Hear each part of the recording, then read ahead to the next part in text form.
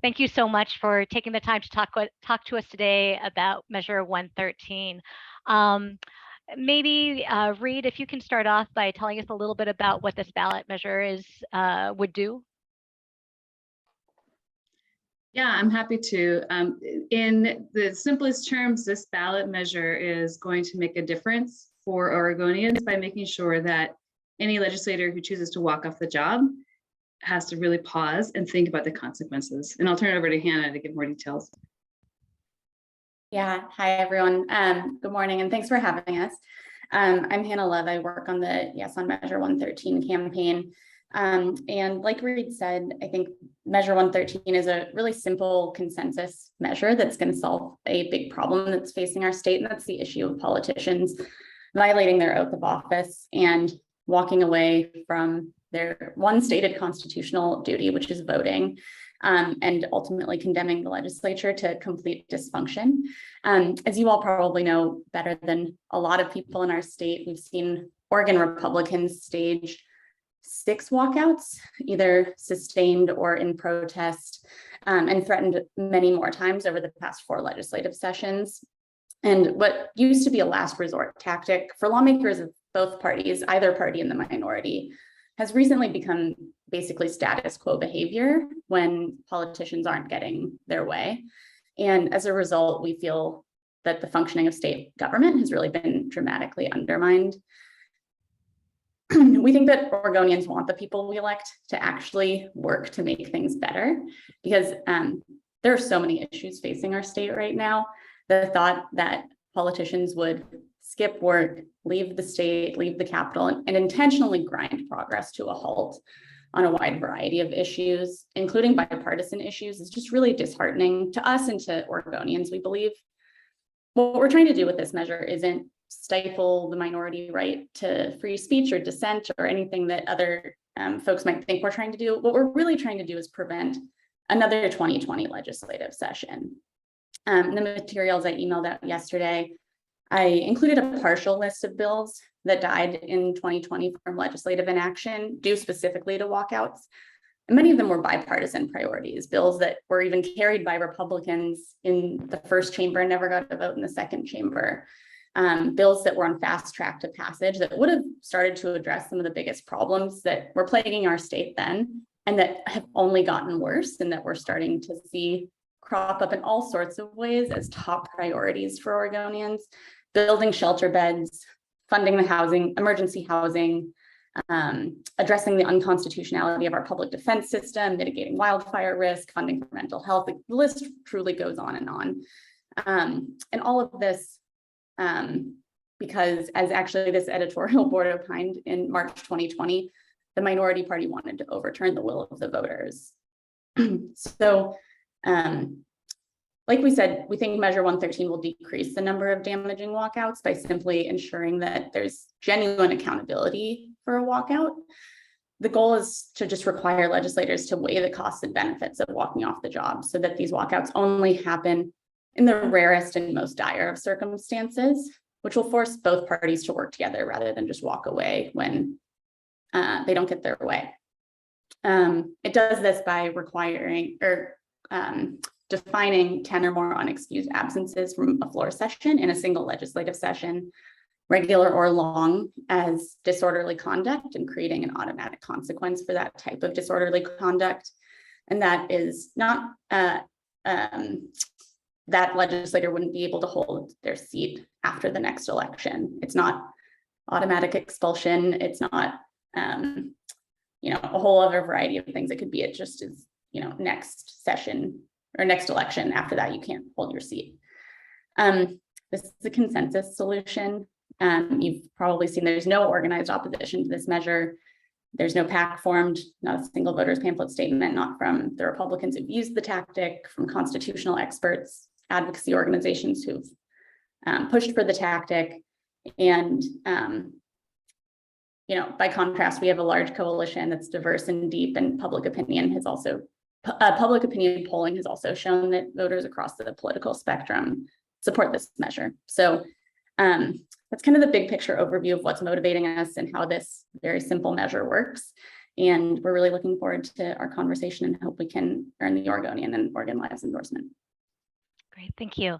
Can you tell me what is an unexcused absence? Can you define that? Excuse me.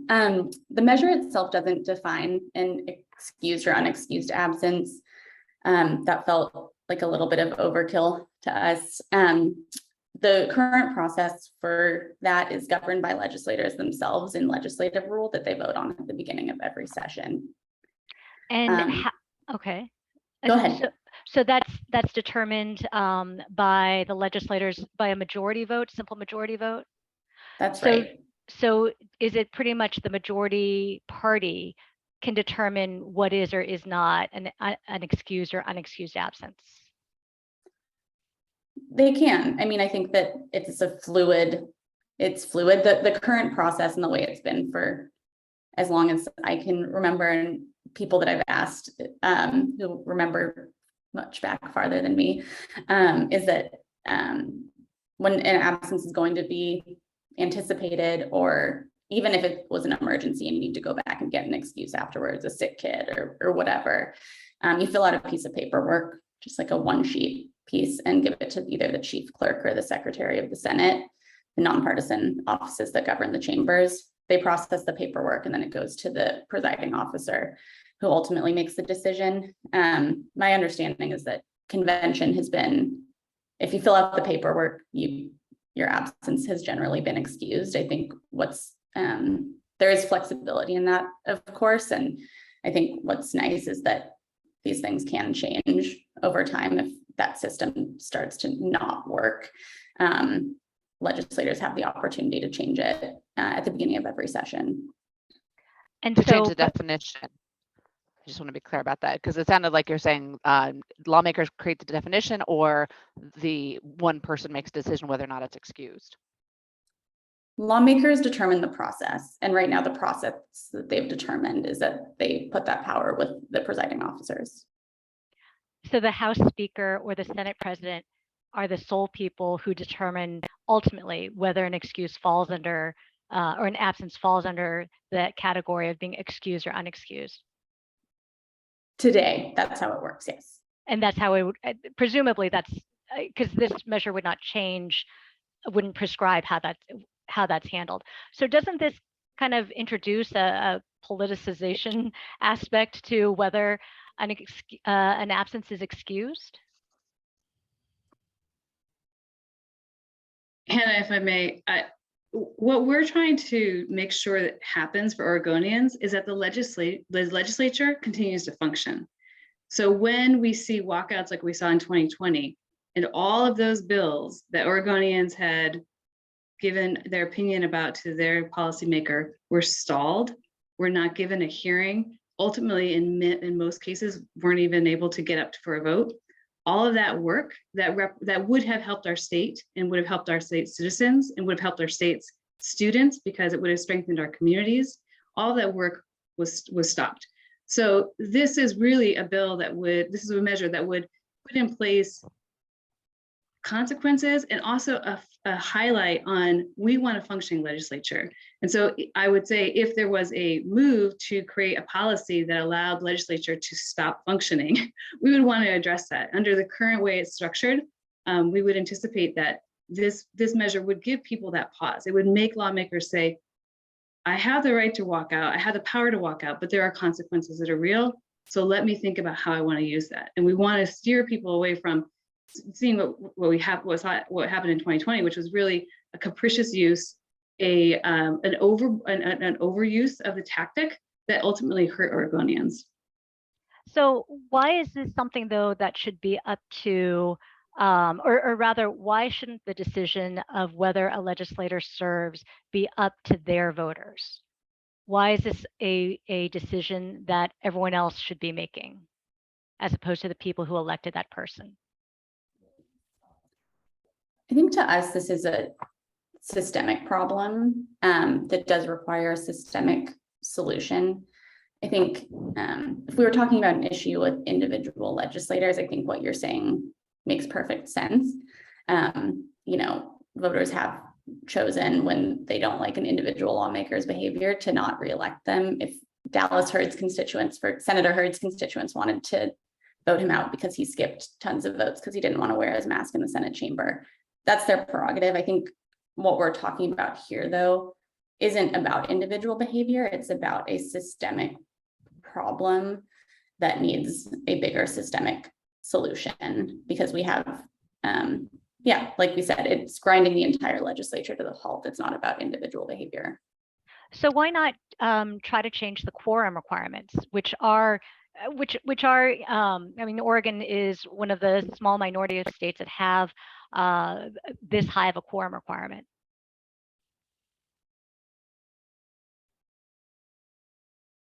I'm happy to let someone else answer. I feel like I'm talking a lot, but I have a great answer to that one. I think this measure is more nuanced and less of a blunt instrument. I think we aren't trying to necessarily, debate parliamentary procedure, the Roberts Rules of Order here. Our goal at the end of the day isn't to make denying quorum impossible, to make it illegal, to, like we said, stifle minority dissent. It is rather to stop it from being used so rampantly and thoughtlessly that it's happening all the time and without regard to the impacts overall, because clearly denying Oregonians a functioning state government, denying emergency housing funding, mental health, all the things that Oregonians want and have been demanding and that politicians say they are for, denying those things is clearly not enough of a consequence to make them weigh whether or not this is worth it. A lawmaker could still walk out, an entire caucus could still walk out if it's worth it, but we think that they should have to weigh those consequences and the accountability just like anyone else has to when they have to make big decisions. But if they are doing this because they believe it's in the best interest of their constituents, and certainly the redistricting walkout where the Democrats were putting forward a map that no single independent redistricting organization said reflected fairly Oregon's voting composition. So if Republicans are walking out because they're doing this on behalf of their voters, yet this would seek to punish those legislators and ultimately those voters, I guess how is that justified? So basically what it says is that the majority party it gives the majority party a lot of power in, number one, determining whether an absence is excused, but also in silencing the interests of the voters that the minority party is representing. Yeah, Helen, that's a fair question. And Hannah, I'll let you jump in here, or April, if you want to say something. But I would just say that our biggest concern is not around is around making sure that the legislature functions in a way that moves our state forward. And walking out is one tactic, but we all know that the best way to solve problems, and I'm a teacher, so this is what I do in my classroom, right? Is that if we have a problem, we don't walk away and never talk about it. We don't walk away and say, we're not going to talk to that person we agree with.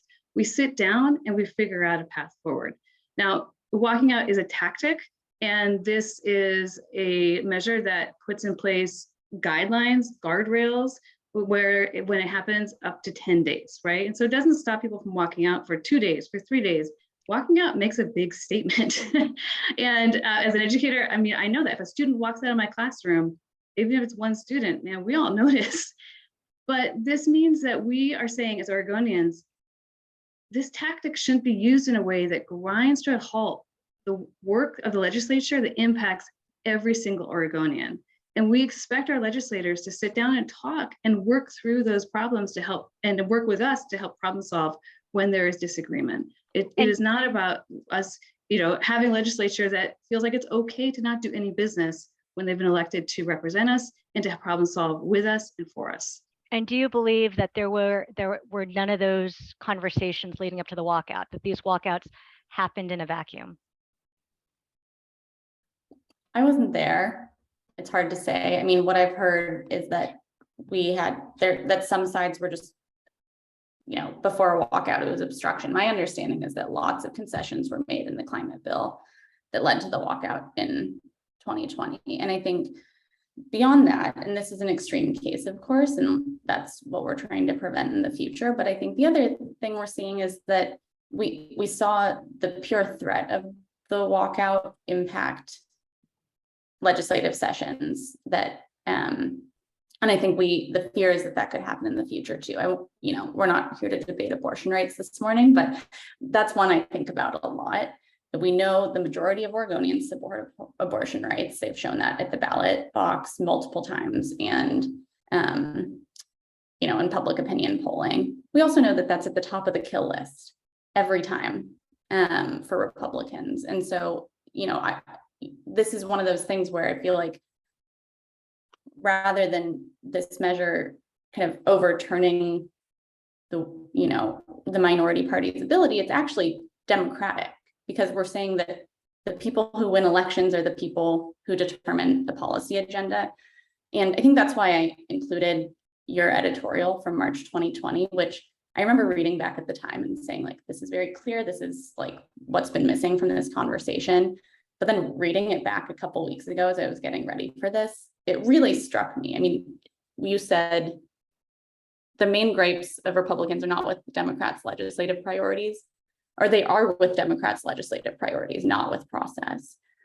Attacking Democratic lawmakers for pursuing the policies that voters endorsed by choosing them is nothing more than an attempt to overturn the election, which it's wild to talk about Republicans trying to overturn an election back in March 2020, and it means something very different today.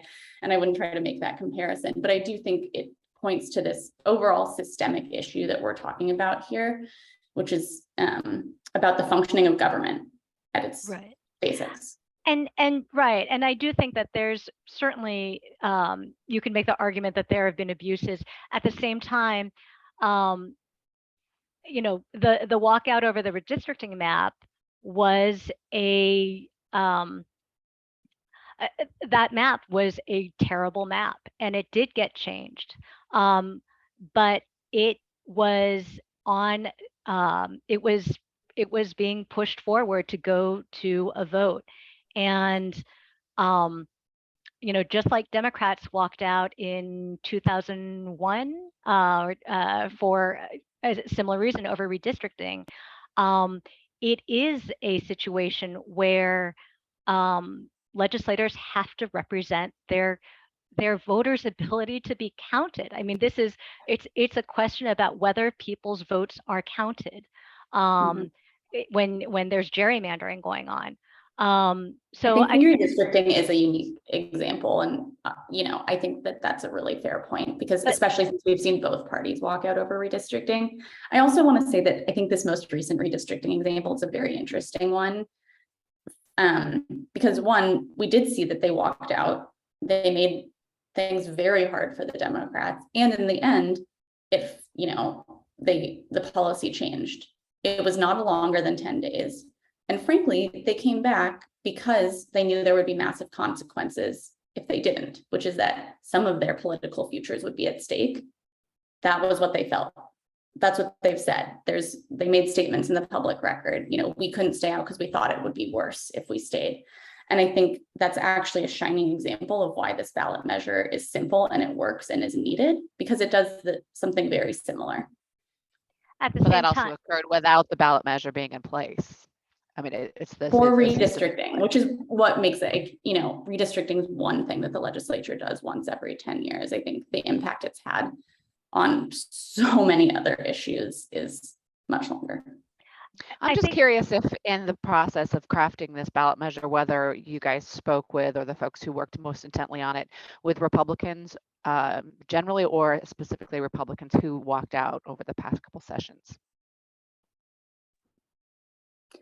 No, I think this concept and several others were introduced in the legislature, and they didn't get anywhere. Republicans walked out before they could even have a hearing on it. So I don't think that this was a place where there was going to be space for those conversations.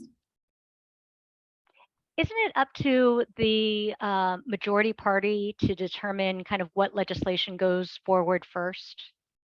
I mean, or isn't that really under their control?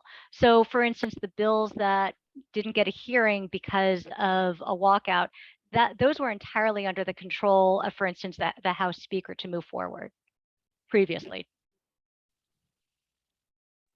Sorry, could you rephrase the question? Sure, that was a little bit all over the place. You know, you mentioned that there was a lot of legislation that died as a result of Republicans' walkout. If those were so critical, why didn't the House Speaker move them sooner? I don't know. You would have to ask her. I mean, I think there were a lot of critical things. They can't all go first. Okay. Great. I think I'm pretty much out of questions. I don't know. Hillary, was there anything you want to ask?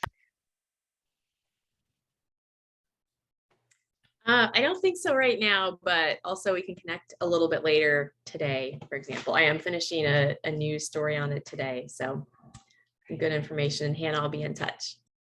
Awesome. And Laura, Thanks, did you have Hillary. anything else? I think I'm good. Thank you. Great. If you want to close and kind of anything that we didn't touch on or that you want to emphasize or whatever, that'd be great. Yeah, I think one piece we just didn't get to is kind of the reason why I think this is important for Oregonians and why they support it and will support it, which is kind of the element of basic fairness, which is, of course, that one, they elect politicians that they expect to work and make things better, but also Oregonians have to go to work every day and they face consequences if they don't show up and do their jobs. They couldn't be absent 10 times without an excuse, without some sort of consequence. I think if they could, you know, our economy would look very different today. And I think this is a matter of basic fairness and people feeling like politicians shouldn't get to play by a completely separate and different set of rules from them. And I think that's something we're hearing a lot today in our politics, is that people are really sick of that. And I think this fits within the framework of just wanting politicians to have to play by the same set of rules. Great. I would like to add too shortly. My name is Alvarez, and I work at PCUN, Oregon's Farm Worker Union and Latinx Families Union. And like Hannah has mentioned, you know, this measure has been supported by a breadth of a coalition that's really diverse, from community-based organizations, racial justice organizations, and walkout threats really have impacted what happens in Salem. And just like Hannah has said, you know, farm workers have to show up every day to work. If they miss a number of days of work, our economy is impacted, their lives are impacted. And so we think that, you know, politicians should be held accountable just as our farm workers and regular workers are held accountable as well. Great. Thank you very much for your time. We really appreciate it. Thank you so much for having us. We really appreciate it and appreciate all of your work. Congrats on making it to the end of the endorsement interview gauntlet. Barely made it, but we're there. Yep. Thank you. Thanks for the